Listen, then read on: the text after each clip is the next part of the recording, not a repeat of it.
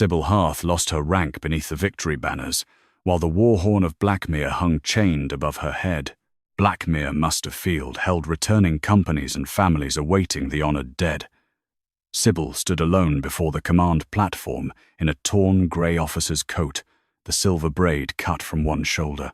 Beyond the western boundary, guards had turned away scarred petitioners whose company tags no longer appeared on active rolls. Commander Grell Voss read the charge calmly.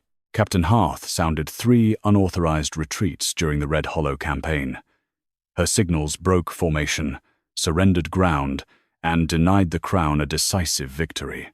They denied the enemy 300 bodies, Sybil said. A murmur moved through the ranks.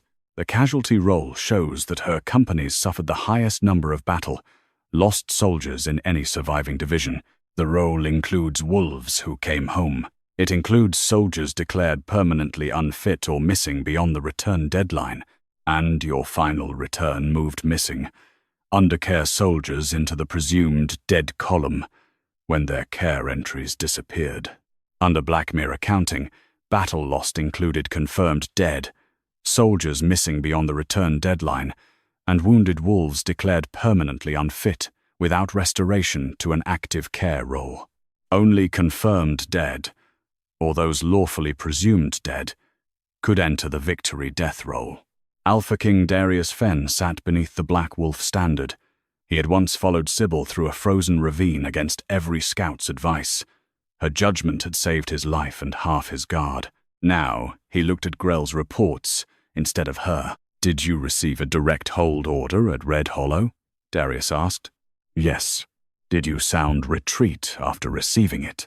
"Yes." The honesty struck the field harder than denial. Grell lowered the parchment. "Then the breach is admitted. The order sent wounded units into a killing basin after the western ridge had fallen. You were not authorized to revise the battle. I was authorized to command living soldiers." Darius's jaw tightened. The war horn of Blackmere retained formal command patterns. It did not choose rulers or declare innocence. The mercy retreat was one 3-note sequence. Move the wounded, name the care route, close the rear guard. Sybil had sounded that sequence at 3 points during Red Hollow. Under muster law, the horn could replay a disputed signal once when the written charge, accused commander, and chained instrument stood beneath the same public seal. The replay proved the signal's form. It did not prove the threat, destination, or legality of the retreat. War law required the horn above any public stripping of command. Its chains prevented a living hand from sounding it, not a lawful replay. A retreat was lawful only if the unit faced immediate threat, and the wounded reached verified care.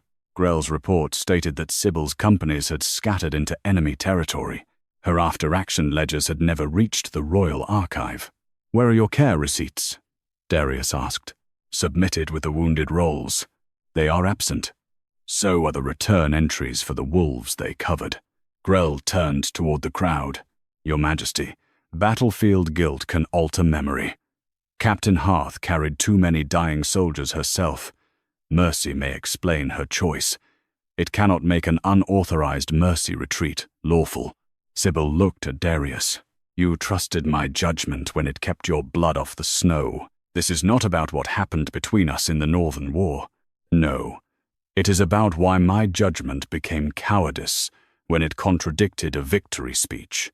For one breath, old closeness showed in his face. Then the king disappeared behind the crown. "The command record must stand unless evidence overturns it." "My evidence passed through Grell's field office," Grell answered without hesitation. "No complete care packet entered my custody. Search the Ridge hospitals." They were searched. By whose officers? Mine. The answer was lawful. It was also useless. War law allowed Darius to suspend Sybil's field authority without stripping rank, seal Grell's records, appoint neutral examiners, and delay victory closure for an independent Ridge audit. That would postpone the muster and place the Crown's victory claim under public review. Darius rose.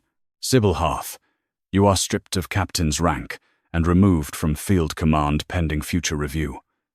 Your war pay rights remain. No accusation of treason is entered. The crowd heard mercy. Sybil heard the part that mattered. You are taking my honor while leaving me enough coin to disappear quietly. I am refusing a harsher judgment without proof. You already chose one without it. A guard approached for her command clasp. Sybil removed it herself and placed it on the platform. As she stepped away, one chain tightened. The horn moved. No hand touched it. Grell looked up first. Secure the platform. The horn replayed the first recorded Mercy retreat sequence. The first note moved the wounded. The second carried the coded interval for the Western Care route. The third closed the rear guard. Every wolf on the field went silent. Darius descended one step. The horn confirms the signal, not the retreat. Sybil did not turn back. Then examine what followed it. From beyond the western muster boundary came an answering howl. The Ridge petitioners had waited outside since morning, denied entry because their tags belonged to units listed as destroyed. They recognized the sequence they had followed at Red Hollow and chose to answer. They crossed the boundary without formation. Some wore crude splints. Others carried the black thread marks of Ridge healers. At their front walked a one-eyed lieutenant, first listed as missing under Ridge Care, then classified by Grell's final victory return as presumed dead. His name stood on the monument. He stopped before Sybil and drew a folded return roll from beneath his cloak. The page carried the receipt mark of Grell's field office. The receipt mark was dated 4 days before Grell sealed the final presumed dead return. She told us to retreat, he said. Behind him, more wounded soldiers entered the field. Commander Voss's office received our return roll. His victory report said we never came back. The dated return roll forced Darius Fen to stop the victory muster before another name could be read from the death monument. He did not restore Sybil Harth's rank. He sealed Grell Voss's field records, assigned neutral guards to protected witness quarters for the Ridge petitioners, and summoned 2 war law examiners outside the Red Hollow command chain. The guards prevented private access. The petitioners were not under arrest. The Ridge healer who had escorted them surrendered a sealed record chest. Grell remained beside the platform. The field office stamp proves receipt by an intake desk, he said. It does not prove that I saw the roll, that the names were verified, or that the submission satisfied the care return standard. The one-eyed lieutenant held the page beneath the muster seal. It carried 40. 1 names, 2 healer marks, and our arrival time. A return list begins review, Grell replied. It does not complete restoration. The submission still requires care status, healer certification, and a witnessed route. Sybil looked toward Darius. That is why an office examines what it receives, instead of burying it beneath a victory total. Darius faced the examiners. Begin with the first retreat. Do not combine 3 signals before each route is tested. The war horn had replayed the western sequence. 26 petitioners claimed they had followed it from the killing basin to a Ridge infirmary. Enlistment records, inductions, scent marks, injury charts, and family testimony confirmed 23 identities. 3 remained provisional because healers had replaced damaged tags. Their survival proved the final return wrong about those men. Not that Sybil's retreat was lawful. The Western Ridge had to be shown lost before she sounded it. Grell's battle chart placed Crown archers there until 1 hour after the signal. The ridge was empty before the second bell, the lieutenant said. You were below the basin. You could not see the upper line. We saw the banner fall and enemy arrows come from behind it. That requires corroboration. The signal watch log recorded a broken mirror flash 17 minutes before Sybil's retreat. Under campaign code, the Ridge relay could no longer confirm friendly possession. Loss of confirmation is not proof the Ridge had fallen, Grell said. No, Sybil answered. It is proof that sending wounded units deeper into the basin required a fresh scout report. None came. Darius studied the hold order. Who renewed the advance after the relay failed? The Central Command Desk. The order carried my authority. Did you know the position was lost? I knew communication had failed. I did not know the ridge was gone. The distinction was legitimate, but it weakened the claim that Sybil retreated without battlefield cause. The Ridge Infirmary had moved twice under enemy fire. Its final location was absent from the central hospital register. An unregistered camp cannot satisfy verified care, Grell said. The grey-haired healer opened the sealed record chest. The infirmary moved under emergency relocation law 2 healer seals, 1 quartermaster mark, and a route notice delivered to Field Command. The duplicate ledger had been opened on the day of relocation. Its seals and quartermaster number matched the Ridge supply register. It recorded 41 arrivals, 32 minutes after Sybil's signal. 26 had reached Blackmere, 9 remained in Ridge care. 4 were with families under healer supervision, and 2 travelled with a delayed supply escort. The lieutenant's name appeared first. "This verifies arrival," Grell said. "It does not prove the route notice reached my office. The return arrived 4 days before final classification," the examiner said. "We still need the route notice." The intake register showed the roll entering through Desk 3 and moving to casualty reconciliation. Beside it, a clerk had written, "Care location unconfirmed. Hold for command review." An active hold should have blocked presumed dead conversion until a signed decision released it. No review decision appeared. The healer produced the retained sender's copy of the route notice. Desk 3 had stamped it when the original was delivered. Its numbered impression matched the field office register and was dated the same day as the survivor roll. "My office received both documents," Grell said. "That does not establish that they reached the casualty adjutant or me." "No," Sybil said. "It establishes that your office had what it later claimed was missing. 2 days after intake, 29 names were converted from missing under care to presumed dead. 12 remained classified as living battle losses because family records confirmed survival elsewhere, though permanent injuries kept them off active service. Who authorized the conversion?" Darius asked. The casualty adjutant had signed under Grell's field authority. An adjutant could act after the deadline if care remained unverified and no active hold appeared in the working packet, Grell said. "We have not established what reached him. The office entered the hold," Sybil replied. "Someone released it or ignored it." Darius seized Desk 3's custody chain and barred private contact between the adjutant and Grell's command. Grell inclined his head. "That is proper. You know proper procedure very well when it protects you," Sybil said. Several nobles demanded the petitioners be detained as deserters. Darius stepped between them and the guard line. They entered under a public evidence claim. No deserter charge will be filed until identity, care status, and return timing are independently reviewed. "You protected them quickly," Sybil said. "I will not compound the record." "You already compounded mine." At nightfall, the examiners placed only the first retreat under provisional legal review. Immediate threat was strongly supported but not finally established. Verified care was supported by the ledger, route notice, and stamped roll.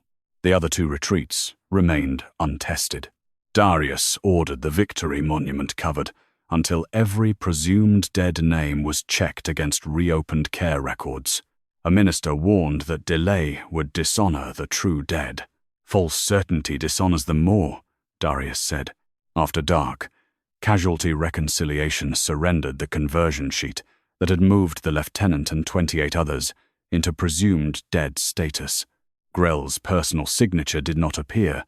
At the bottom, beneath a certified summary stating that no verified care attachments remained for review, was the seal authorizing the victory death roll. It belonged to Darius Fen. The royal seal made the victory death roll official. It did not establish what Darius Fen saw before authorizing it. He ordered the closure packet opened beneath the still active muster seal, while the victory monument remained covered. The royal war clerk placed the casualty summary, approval sheet, and closure index on the table. No raw care packets accompanied the summary, the clerk said. The Crown may rely on certified reconciliation if no unresolved command hold is listed. Sybil stood without her captain's braid. And if a hold exists, it must appear in the index until a signed decision releases it. Darius looked at the desk 3 entry. Was this hold listed? No. Grell examined the index. The omission may have occurred before royal review. My field office did not prepare this. Who did? Casualty reconciliation. Royal War Records certified it. The casualty adjutant supplied the numbers. A central clerk copied them. Grell's command seal certified that the field totals matched the summary transmitted from Red Hollow. My seal confirms the total transmitted by my office, Grell said. It does not certify that every attachment remained joined to the working file. That distinction protects you again, Sybil said. It protects the record from claiming more than it proves. Darius did not defend him. Did I seal this personally? The clerk turned the approval sheet. Darius's hand appeared beside the royal impression. No delegated warrant had been used. I read the certified summary, Darius said. Did you ask whether any command holds remained open? Sybil asked. The summary stated none. That was not my question. Silence crossed the table. No, I did not ask. Closure law allowed the king to rely on a certified summary without inspecting every attachment. It also allowed delay when a commander disputed missing care records or casualty totals supported a public victory claim. Sybil had done both. Darius had chosen not to delay. You could have opened the ridge records before you put their names in stone. Yes, you waited until the dead walked onto your muster field. They are not all legally restored. No. But they were alive while you called the record complete. He accepted the blow without asking her to soften it. The examiners traced the missing hold through casualty reconciliation. Desk 3's marks appeared on the survivor roll and route notice. The intake register carried the hold, but the packets delivered to the casualty adjutant contained only the return list without the route notice or hold flag. Documents may have been separated during copying, Grell said, or removed. Sybil replied, both remain possible. The Central Records clerk testified that she received a reconciliation sheet marked complete. Did it contain any warning? Darius asked. One line stated that Captain Harth disputed 3 battle loss classifications. It was crossed through before certification. By whom? The correction initials belonged to Field Casualty Command. They matched a delegated reconciliation officer, not Grell's personal signature. The officer had not been questioned. The first retreat remained provisional. The examiners turned to the care destination. Ridge supply books showed that the relocated infirmary lacked binding cloth, fever bark, and transport litters before the Western group arrived. How were 41 men treated? Darius asked. The healer opened a second ledger section. Captain Harth sent her command reserve ahead. The ledger-listed officer blankets cut into bandages, cavalry harnesses remade as splints, and 6 days of captain's rations. A quartermaster receipt carried Sybil's field mark. It was timed 53 minutes before the Western Mercy signal. Using command reserve for emergency care was within her discretion, Grell said. Not after the hold order, the quartermaster replied. The reserve belonged to the advance. Diverting it left her rear unit without winter stores. Darius looked at Sybil's patched coat. You sent your supplies before you sounded retreat. The wounded would reach nothing if the care route was empty. You knew your unit would go without. I knew they could still walk. The healer produced 3 retained pay warrant copies from the sealed chest. Their serial numbers matched the field paymaster's issue book. Sybil had surrendered 2 months of command pay to hire mule teams after Central Transport refused the relocated infirmary because its emergency registration had not reached the Central Hospital Register.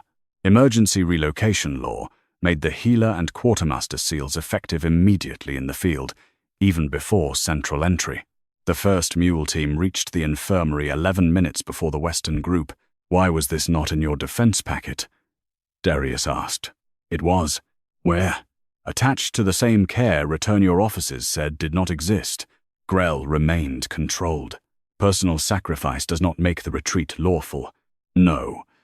It proves I prepared a care destination before I used the signal. Test the rest. Darius remembered her dividing the last winter ration among his injured guards years earlier, then claiming she had eaten. He had mistaken endurance for an endless resource. You should not have had to purchase the Crown's mercy. I did not purchase mercy. I purchased time, because your command had already spent those men. The examiners found that the destination existed before the signal, and Sybil had materially supported it. Verified care was strongly supported. Immediate threat still required final Ridge Scout testimony. No rank ruling was entered. The other 2 retreats remained unopened. Before adjournment, the Royal War Clerk compared the index's folio count with its archive receipt.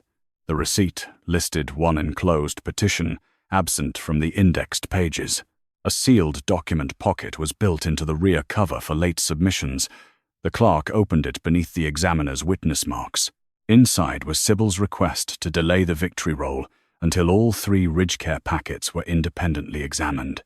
It bore her field mark, a palace intake number, and a receipt time from the morning before Darius sealed the death roll. Across its upper corner, a royal secretary had written, "Held understanding closure instruction." The instruction lay behind it. Darius had issued it 4 days before the muster to Royal War Records and Palace Casualty Intake. It directed late disputed casualty petitions to be docketed but withheld from pre-muster closure review. In his own hand it read, "Docket all disputed casualty petitions received after closure certification. Withhold them from review until after the victory muster." Darius Fen's standing instruction proved that he had delayed late disputed casualty petitions until after the victory muster, and that a royal secretary applied the policy to Sybil Harth's request before the death roll was sealed. It did not prove that Darius had read her petition, known the Ridge survivors were alive, or ordered the command review hold removed. The examiners reconvened before returning companies and families whose dead remained beneath the monument cloth. Darius placed the instruction on the evidence table. "Who requested this policy?" the senior examiner asked. Royal War Records asked for a final deadline. Petitions kept arriving after closure certification, and the muster could not be prepared while every dispute remained capable of reopening the roll. Sybil stood opposite him without braid or clasp. "So you protected the ceremony from the records. I protected the closure date. They became the same thing when you put names in stone." Grell examined the instruction. It delayed late petitions. It did not authorize anyone to erase an active hold, remove a route notice, or cross out a dispute entered before certification. "No," Darius said, "it did not." Royal War Records produced 9 delayed petitions, 4 family status claims, 3 missing effects claims, and 2 presumed dead challenges. Each had been numbered and preserved, but none could interrupt the ceremony. One was Sybil's. "Were the casualty disputes reviewed before the muster?" Darius asked. "No," the clerk said. "The instruction barred pre-muster review." "Were they listed in the closure index?" "No. They remained docketed for later examination." Sybil looked toward the covered monument. "Your index was complete because your policy defined living disputes as future problems." "À noble Commander Rose. Every war requires a closing point."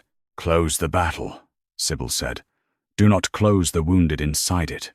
The delegated reconciliation officer entered under neutral escort, separated from Grell's command until his testimony ended. "Did Commander Voss order you to remove Sybil's dispute line?" the examiner asked. "No." "Did you see the standing instruction?" "A copy reached casualty reconciliation." "Did you read Captain Harth's palace petition?" "No. My packet contained only a docket notation saying that a late petition in her name had been deferred." "Why cross out the dispute line?" "The summary was already certified. Without the Desk 3 hold in my packet, I believed the deferred petition did not belong in the pre-muster form." Grell's voice remained level. "Then he may have followed an incomplete packet, and the royal policy without instruction from my command." "He may have," the examiner said, but he removed a dispute without checking whether an earlier hold remained active. The officer could correct clerical wording. He could not release a command review hold or treat an unseen petition as irrelevant to closure. His initials explained who crossed out the line. They did not explain who separated the hold and route notice from the working packet. Darius faced him. Did my instruction require you to remove the line? No. Did it make the dispute appear irrelevant to closure? Yes. My instruction made that mistake easier. Sybil looked at Darius. You did not need to know their names were false to make truth arrive too late. He did not deny it. The examiners returned to the first retreat's unresolved condition. Immediate threat. 2 Ridge Scouts had survived the Western collapse. Their statements were taken before sunset that day, marked with induction cents, and sealed beside the Signal Watch logs. They had never been copied into the casualty packet. Signal Watch records were archived separately from casualty files. No rule required comparison before victory closure. The first statement placed the enemy breach 24 minutes before Sybil's signal.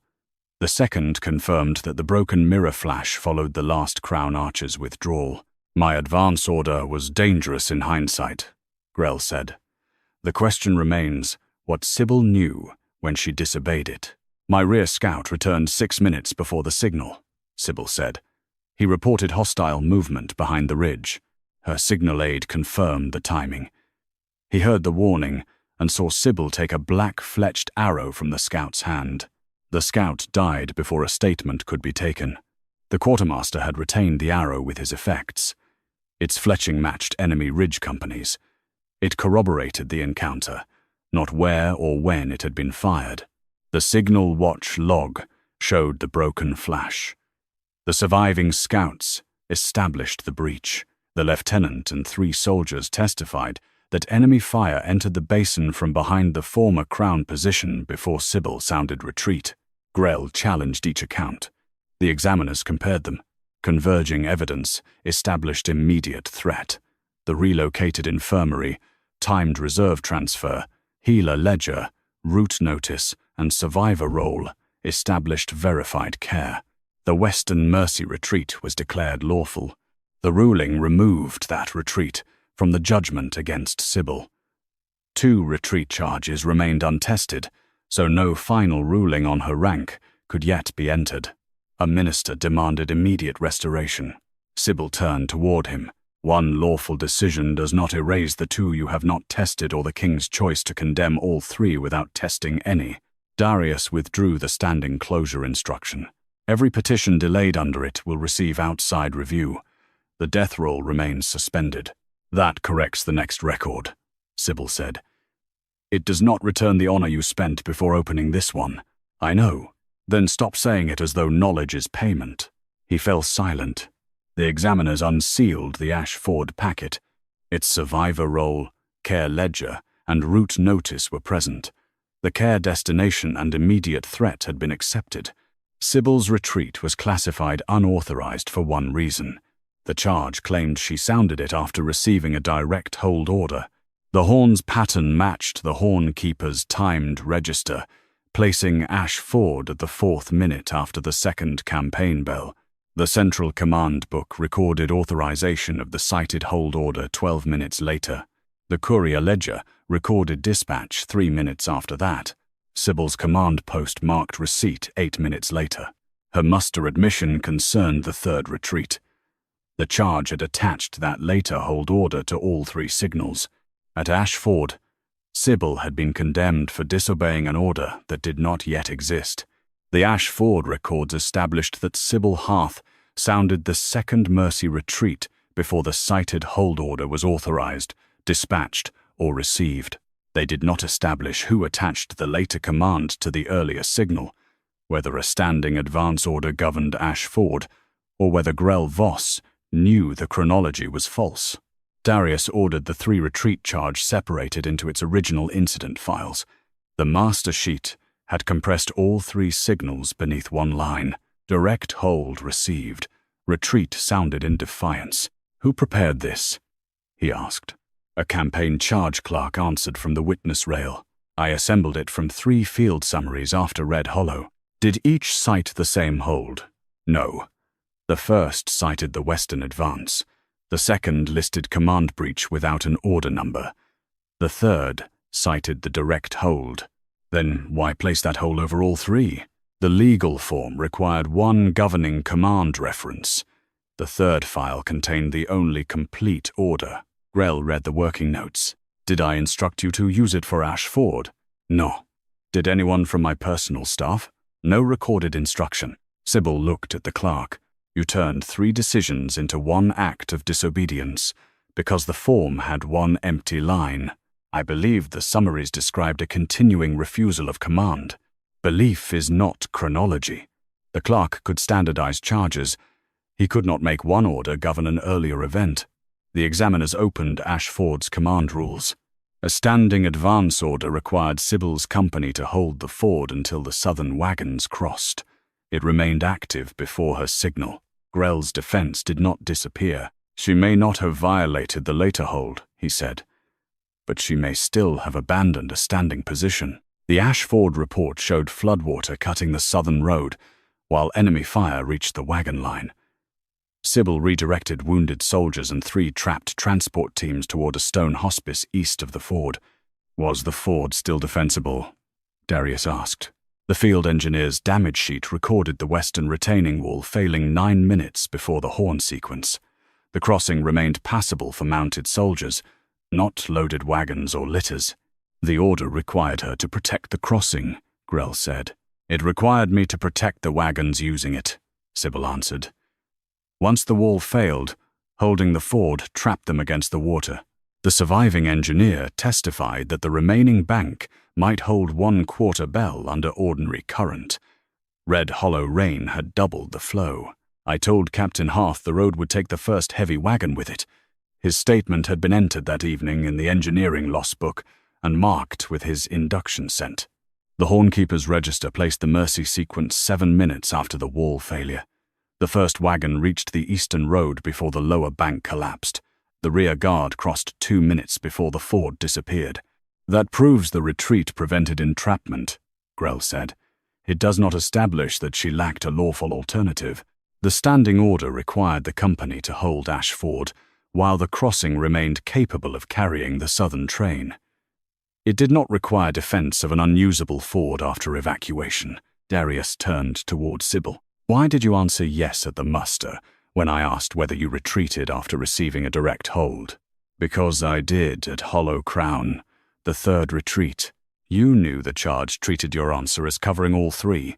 I knew you had already decided one admission was easier than 3 investigations. I asked the question badly. You asked it broadly enough to make the answer useful. The old trust between them did not return. It only made the silence more painful. Darius withdrew the master charge sheet and removed Grell's field legal office from custody of the remaining retreat file. Grell inclined his head. That protects the inquiry. It should have protected her before judgment, Darius said. The Military Honors Council then suspended Red Hollow decorations, calculated from the disputed battle loss totals. Returning commanders protested that uninvolved soldiers would lose recognition. The honors are suspended, not erased, Darius said. No victory title will stand on numbers under review. Sybil did not soften. You can pause a ceremony now. Yes, you could have paused mine. Yes, the examiners entered their finding. The later hold could not govern Ash Ford. The standing advance order ended by its own terms when the ford ceased carrying the southern train. Immediate threat and verified care had already been accepted. The Ash Ford Mercy retreat was declared lawful. That removed the second retreat from the judgment against Sybil. 1 charge remained. No final rank ruling was entered.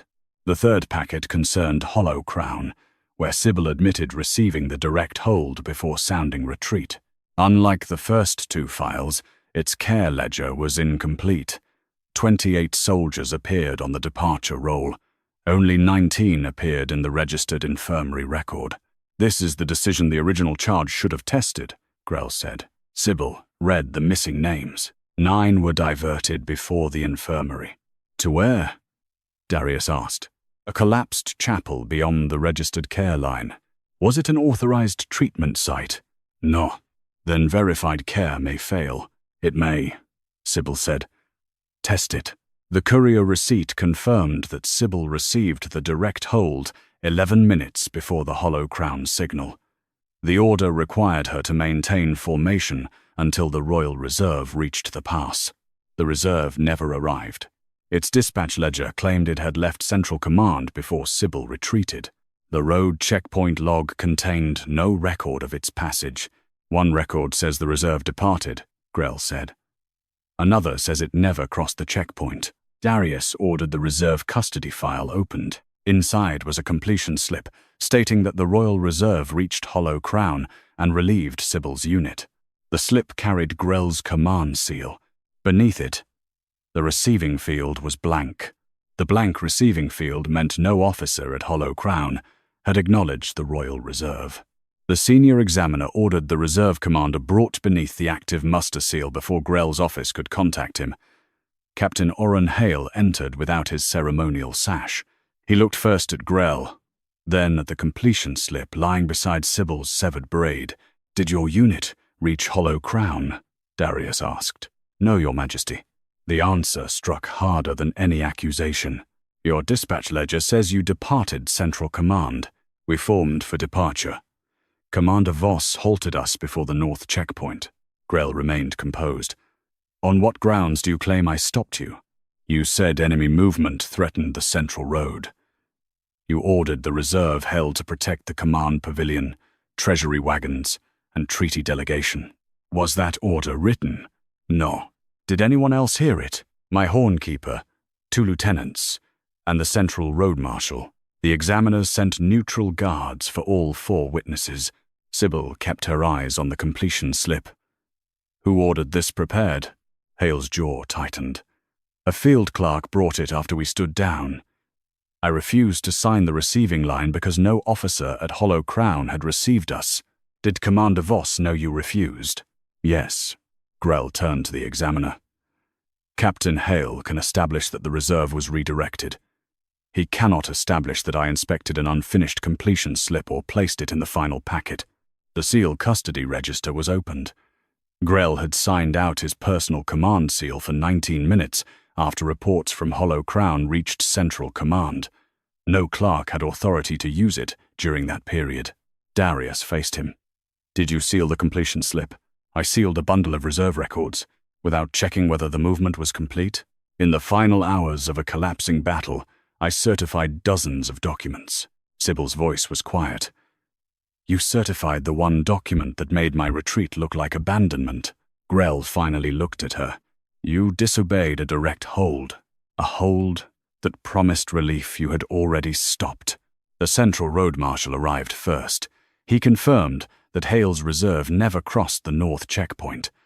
The 2 lieutenants confirmed Grell's verbal redirect.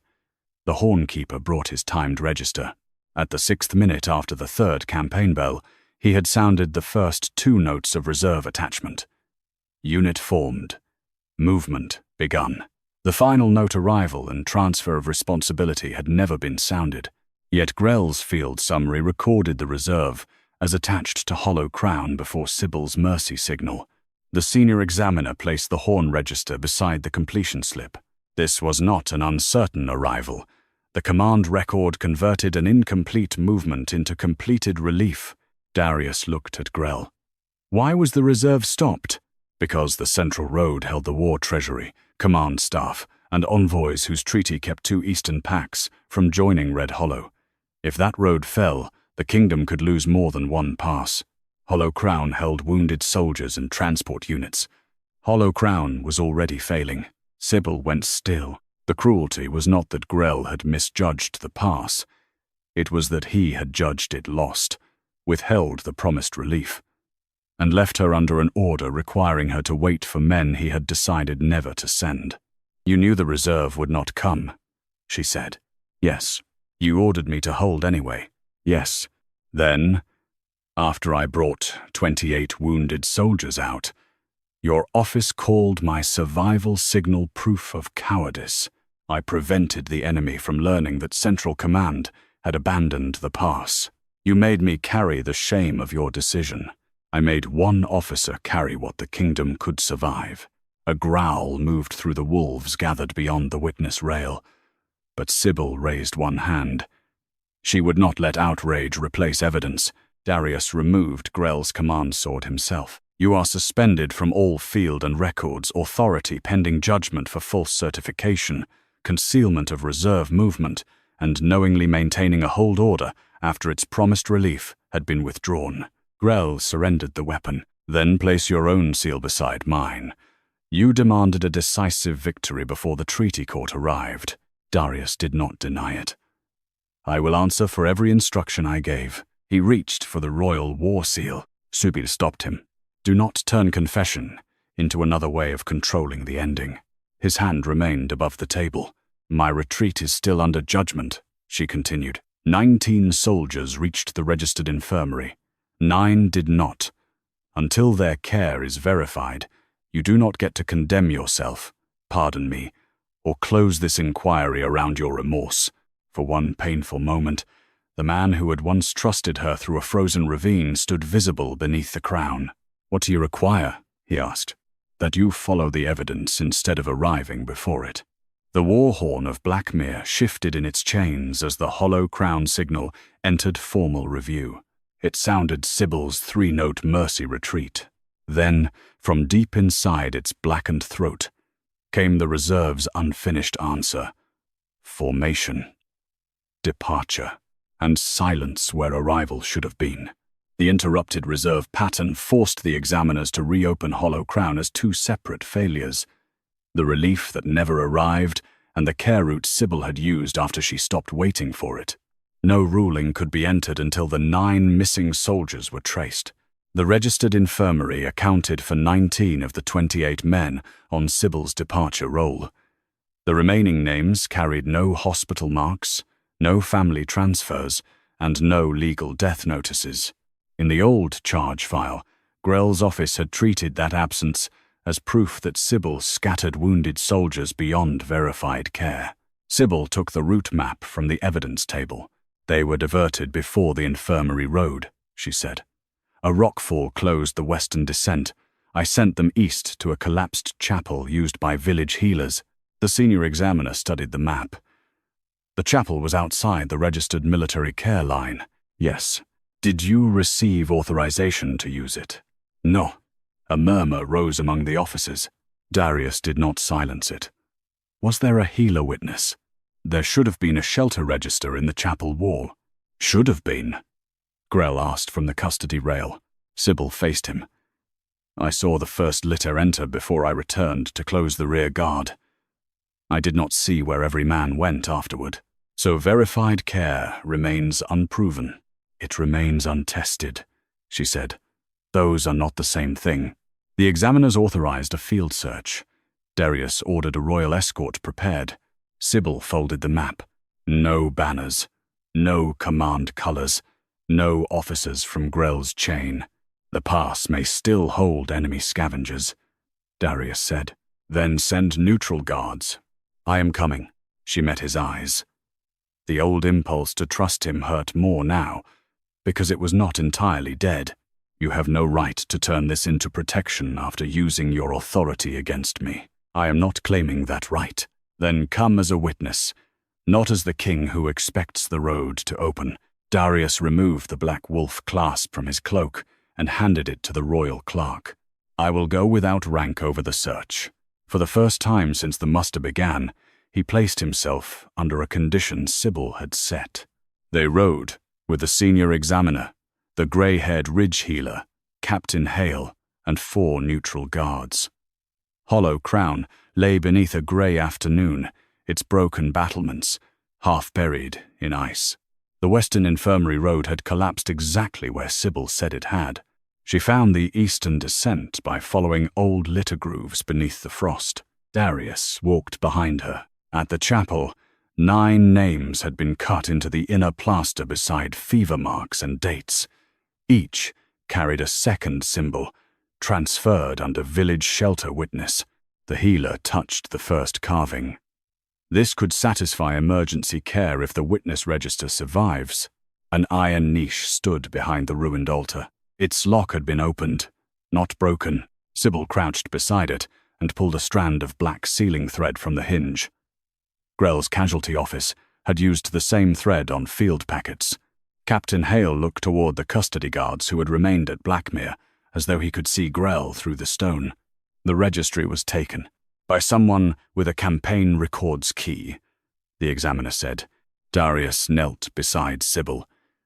His hand moved toward the cut on her palm, where the frozen latch had caught her, then stopped before touching her. You are bleeding. I have survived worse things under your seal. His hand closed into a fist. I know. No. You are beginning to know.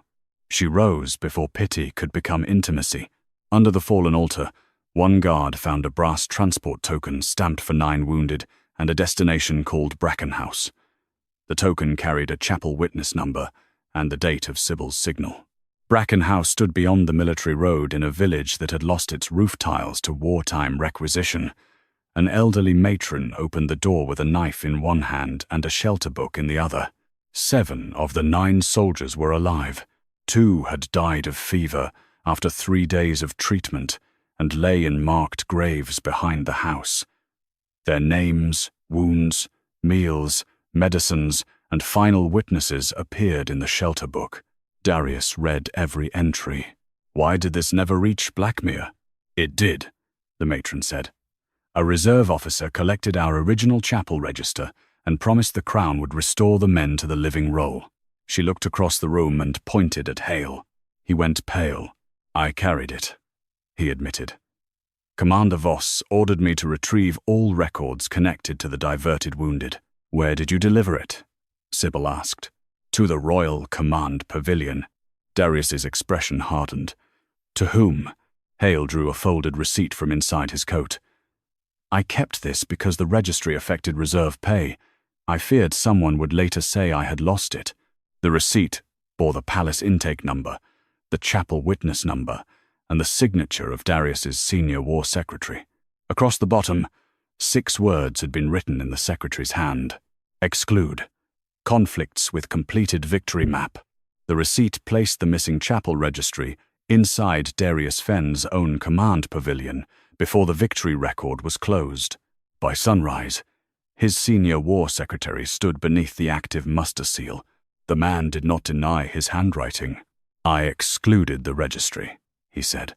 Commander Voss warned that late route changes would destabilize the completed battle map.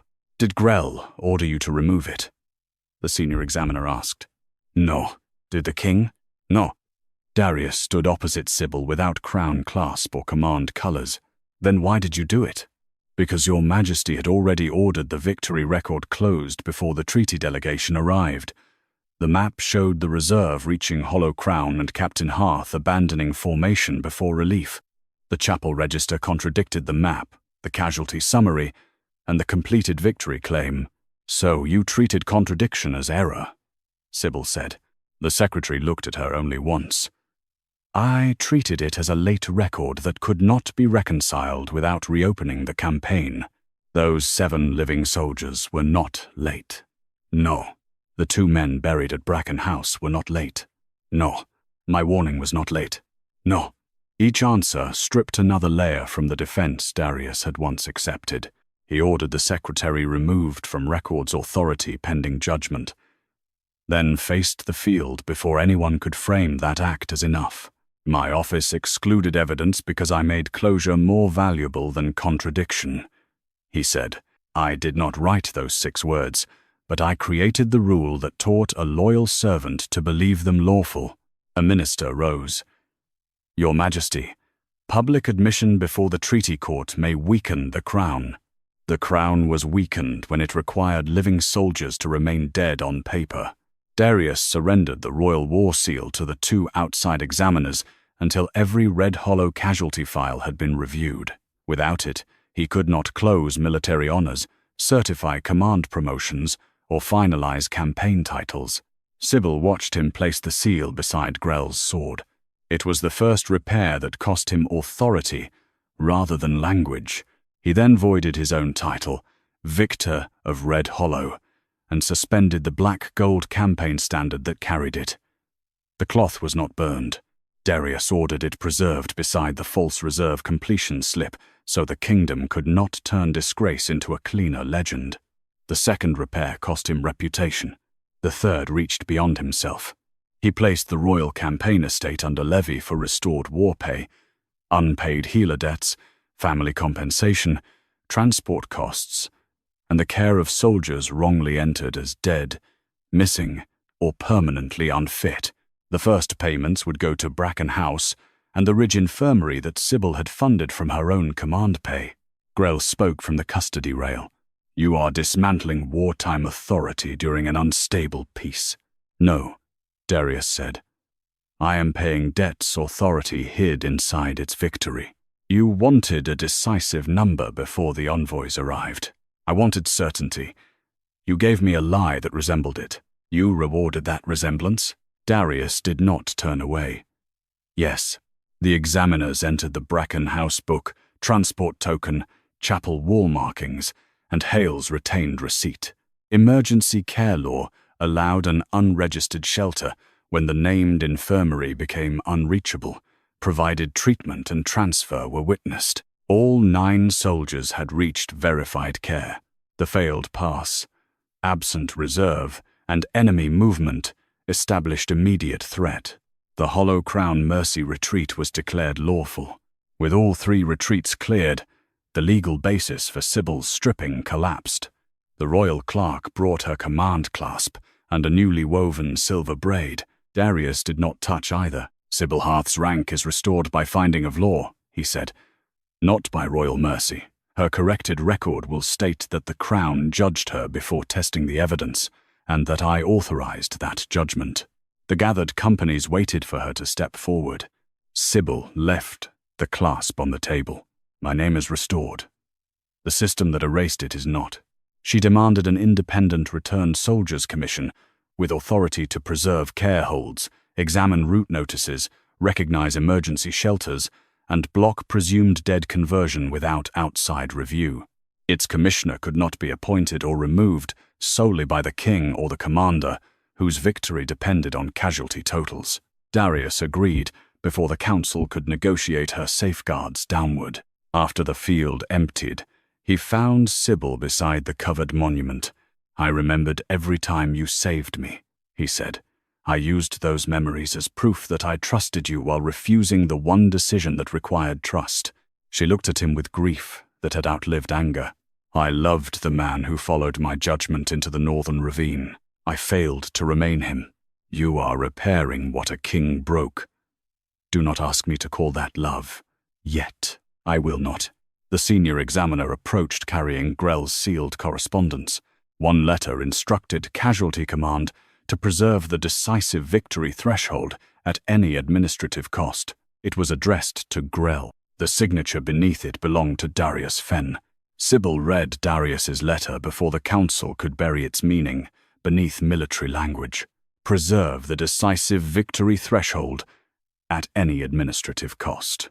The words had traveled downward through the command chain until clerks learned to treat living soldiers as inconvenient arithmetic. Darius did not dispute the signature. "What did you mean by administrative cost?" the senior examiner asked. "Additional clerks, delayed decorations, reopened reports. Whatever was necessary to produce an accurate final record." Grell gave a quiet, bitter laugh from the custody rail. "You gave me a number Blackmere could not fall below and told me cost did not matter. I did not authorize false deaths. No. You authorized the pressure that made truth expensive." A minister demanded that Grell be silenced. Sybil raised one hand. "No. Let him answer beneath the same public seal used against me." She placed the letter beside the blank reserve completion slip, the excluded chapel receipt, and the 3 original retreat files. "Intent will matter when punishment is decided," she said. "It does not change what this order became, inside offices rewarded for protecting a victory." Darius met her eyes. "Enter it against me." The council shifted uneasily. An Alpha King could surrender a seal, but no Red Hollow commander had ever placed his own strategic instruction beneath an officer's evidentiary challenge.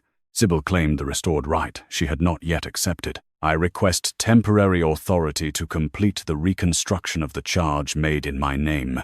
The senior examiner studied her. As captain? No. As the accused commander whose decisions were compressed into a false pattern, I will not return to field command merely to prove I deserved it. The request was granted. Sybil ordered the 3 mercy signals entered separately in campaign sequence. For the Western Retreat, she called the intake clerk who entered the care hold, the casualty officer who received a packet without it, and the reconciliation officer who crossed out her dispute after seeing the royal closure instruction. For Ash Ford, she placed the engineer's failure report beside the later hold order that had been falsely attached to an earlier signal. For Hollow Crown, she joined the reserve horn register, the unfinished completion slip, the chapel registry receipt, and Grell's redirect testimony. No single clerk had created the false victory. Each had made one convenient decision beneath pressure descending from the crown and strategy controlled by Grell. Then Sybil called Grell to the witness mark. Did you know the Royal Reserve had not reached Hollow Crown when your seal entered the completion packet? Yes. Did you know my direct hold depended upon that reserve arriving? Yes. Did you correct the record after my unit returned? No. Why? Because your retreat exposed the central redirect. If the treaty delegation learned Blackmere had abandoned a royal pass to protect its own command road, the Eastern Pax might have broken peace. So you made my disobedience carry the shame of your decision. I made one officer carry what the kingdom could survive. Sybil's face remained still. That is what powerful men call sacrifice when they choose someone else to pay it. Beyond the witness rail, wounded wolves lowered their heads, not in submission, but recognition. The warhorn of Blackmere was lowered from its chains for the final evidentiary replay. Under Sybil's restored name, it sounded the Western Mercy sequence. 26 returned soldiers stepped forward. It sounded Ash Ford. 3 wagon teams and the surviving engineer crossed the field. It sounded Hollow Crown. 19 infirmary survivors joined the 7 from Bracken House. Families carried the names of the 2 who had died under witnessed care. The horn did not declare Sybil innocent. The tested record had already done that. It preserved each command separately and refused to turn 3 acts of mercy into one useful accusation. The clerk offered Sybil her command clasp again. She fastened it to the evidence board beside the severed silver braid. I accept restoration of my name, she said. I refuse restoration to the structure that required my ruin before it corrected its arithmetic. She claimed the Returned Soldiers Commission instead, under independent war law, with authority to halt casualty closure and protect care records from commanders whose honors depended on the totals. Darius supported the motion without asking to appoint her. The council approved it. Only then did Sybil turn to him. You have performed 3 acts of repair, she said quietly. You surrendered authority, surrendered glory, and paid debts hidden by the crown. Do not mistake that for absolution. I do not. Good. Because the next truth is yours to survive. The examiners ruled that Darius's letter, closure instruction, and personal approval of the death roll required formal crown judgment. A minister reached for the royal war seal, prepared to return it before foreign envoys learned Blackmere's king stood under review. Darius stopped him. He removed the crown signet from his hand and placed it beside Sybil's severed braid. Judge my authority before you restore it, he said. The Crown Council kept Darius's signet beneath guard until every charge connected to Red Hollow had been heard. Blackmere had stripped commanders and broken battle honors. It had never examined whether an Alpha King's lawful orders had created unlawful harm through pressure, delay, and distance from inconvenient evidence.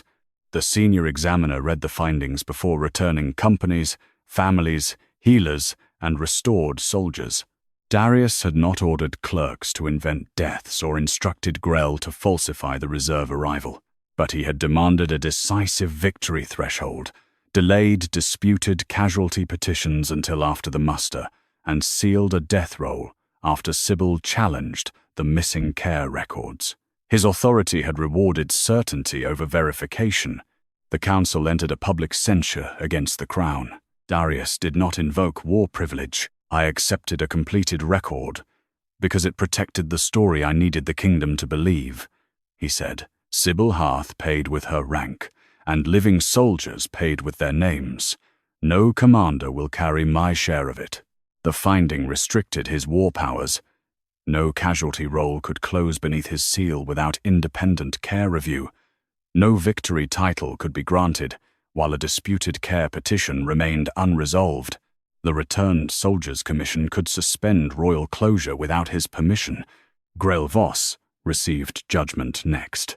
The false reserve certification, concealed redirect, excluded shelter registry, and his admissions proved deliberate manipulation of military records. He lost command, pension, and all authority over soldiers or archives. His estate was seized to repay care debts. The council sentenced him to guarded labor in the casualty archive, where every altered name would be restored under outside supervision. Sybil did not smile when his sword was broken. Punishment could answer wrongdoing. It could not return the years in which men had been mourned while still alive. The Victory Monument was uncovered at noon. Stonecutters removed 23 living names from the death face and carved them onto a new wall beside the western gate beneath one sentence: returned through lawful mercy. The 7 Bracken House survivors touched the fresh stone. Families of the 2 who had died there brought their shelter witnesses forward, so the men would be honored as soldiers who reached care, not cowards lost in retreat. Darius ordered the black, gold, red hollow standard lowered. He did not burn it. Sybil had forbidden another clean disappearance. The standard, false casualty summary, blank reserve slip, and closure instruction were placed together in the public archive. Future officers would see how power had corrupted the record. Then the war horn of Blackmere was lowered from its chains. Under the new law, it could never again hang above a stripping of command unless an independent examiner stood beside the accused.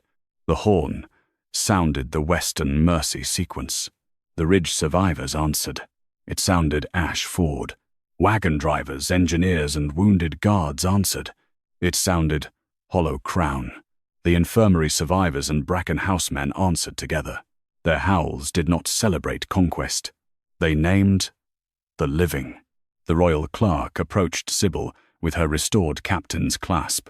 She took it, then fastened it to the commission charter instead of her coat. "I accept the truth of what I commanded," she said. "I do not return to a system that required my humiliation before examining its records." The council named her first commissioner of returned soldiers. Her authority came from war law, healer witnesses, and family review. Darius could not remove her alone. No one knelt. That was Sybil's request. Her dignity would not be restored through another public submission. For 6 months, Darius attended every reopened casualty hearing. He restored pay, answered families directly, and signed corrections preserving his failures beside the amended facts. He never asked Sybil to forgive him. When the final delayed petition was opened, he came to her office at the western gate without crown, sword, or escort. She was copying a shelter register. "You no longer need permission to enter," she said. "I did not come to claim permission. What did you come for?" "To ask whether my presence is welcome." The difference hurt, because it was real. Sybil set down her pen. "I cannot return to what we were before Red Hollow. Neither can I. You once trusted my judgment when it saved you. Then you treated that trust like an old debt already paid. I know. You are still learning what that cost." "Yes." Outside, the war horn gave a low practice note. Darius did not reach for her. "I have no right to ask for your heart," he said. "Only the right to keep repairing what I broke, if you allow me near the work." Sybil studied the man who had once followed her into a frozen ravine, and the king who later abandoned her beneath his banners. Love had survived. Trust had not. But trust, unlike a false record, could not be declared complete. It had to be built where both could see the labor. Sybil lifted her cloak. I am traveling to Bracken House. Their winter care ledger needs a second copy. May I walk with you? She opened the western gate. Walk beside me, she said. Do not lead. Darius stepped through after her, leaving the road hers to choose. Behind them, the new wall held the names of the living in open daylight. Ahead, Sybil carried her own name, authority, and right to decide what love might become.